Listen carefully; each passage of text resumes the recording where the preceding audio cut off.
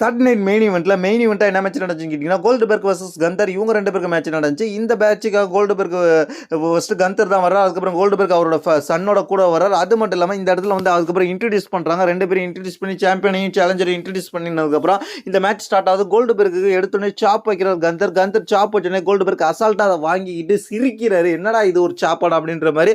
அதுக்கப்புறம் மீண்டும் அவர் வைக்கிறாரு. அதுக்கப்புறம் இவங்களுக்குள்ள ஒரு மேட்ச் பயங்கரமாக கண்டினியூ ஆகுது. இந்த இடத்துல கோல்ட்பெர்க் ஸ்பியர் போட முயற்சி பண்ணுற அதெல்லாம் எஸ்கேப் அவரால் கந்தர். அதுக்கப்புறம் என்ன நடக்குதுன்னு கேட்டிங்கன்னா ஒரு கட்டத்தில் வெளில கூட்டு போய் கந்தர் வந்து கோல்ட்பெர்க்கை சாப் வச்சுக்கிட்டே இருப்பார். அதுக்கப்புறம் கடுப்பான கோல்ட்பெர்க் கந்தரை தள்ளி விடுவார். தள்ளி விட்டுட்டு அதுக்கப்புறம் பேரிகேடோட ஒரு ஸ்பேர் போடலாம் பார்ப்பார். ஆனால் கோல்ட்பெர்க்கு ஸ்பேர் போட வரதை பார்த்து கந்தர் நவுந்துடும். கந்தர் ஸ்பேர் போடுற கந்தர் நவுந்தோடனே கோல்ட்பெர்க் அப்படியே நேராக நம்ம மண்டையோட போய் அந்த பேரிகேடில் முட்டிப்பார்.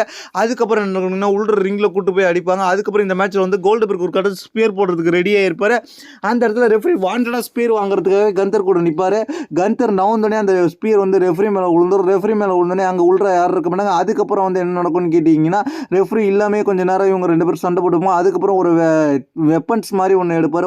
ஒரு பொருளை எடுத்து அட்டாக் பண்ண ஆரம்பிப்பார். அதாவது ஸ்ட்ராப் மாதிரி இருக்கும். அதை எடுத்து அட்டாக் பண்ணலான்ட்டு போயிட்டு அதுக்கப்புறம் அவரோட சன்னிட்ட போயிட்டு வந்து சண்டை வளர்ப்பார். சன்னு வந்து ஆடியன்ஸ் சைடில் இருப்பார். ஃபர்ஸ்ட் ரோவில் உட்காந்துருப்பார். அங்கேருந்து அவர் குதிச்சு உள்ற வந்தோடனே என்ன பண்ணுவார்னு கேட்டிங்கன்னா செக்யூரிட்டிஸ் டீம்லாம் அவரை பிடிச்சிருவாங்க. அதுக்கப்புறம் உள்ற போவார் கந்தர் உள்ற போனோடனே கோல்ட்பெர்க் ஒரு ஸ்பியரை வைப்பார். ஸ்பியரை வச்சுட்டு என் பையன்டேட சண்டை வளர்க்குறேன்னு சொல்லிட்டு ஒரு ஸ்பியரை வைப்பார். ஸ்பியரை வச்சுட்டு அதுக்கப்புறம் என்ன நடக்குன்னு ஜாக் கேமரா போடுவார். ஜாக் கேமரா போட்டுட்டு அவரால் முடியாது. அதனால் அவர் கால் வலி தாங்காமல் பக்கத்தில் கிடப்பார். ஆனால் ரெஃப்ரி இருக்க மாட்டாங்க. ரெஃப்ரி வந்து அவர்கிட்ட சொன்ன பின் பண்ணுவாங்க. அதுக்கப்புறம் பின் பண்ணோடனே அதையும் கிக் அவுட் பண்ணிடுவார் கந்தர் கிக் அவுட் பண்ணிட்டு கோல்ட்பெர்க்கை போய் சப்மிஷன் ஸ்லிப்பர் கோல்டில் போட்டு லாக் பண்ணுவார். லாக் பண்ணோடனே அன்கான்ஷியஸ் ஆகிடுவார்.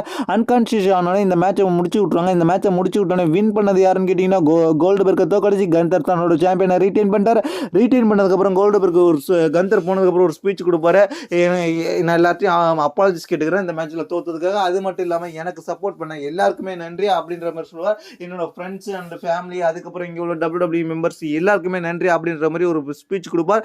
இந்த ஸ்பீச் மூலமாக கோல்ட்பெர்க் ரிட்டையர்மெண்ட்டா இல்லையான்றதே ஒரு கன்ஃபியூஷனாக தான் இருக்குது. அதை நம்ம போக தெரிஞ்சுக்கலாம். இப்போதைக்கு வந்திருக்க தகவல் இதுதான் சாட்டர்டே நைட் மெயின் ஈவெண்ட்டில் நடந்துச்சு. இதை பற்றி உங்களுடைய கருத்து என்னன்றது கீழே உள்ள கமெண்ட்ஸ் பண்ணுங்க. தேங்க்ஸ் ஃபார் வாட்சிங்.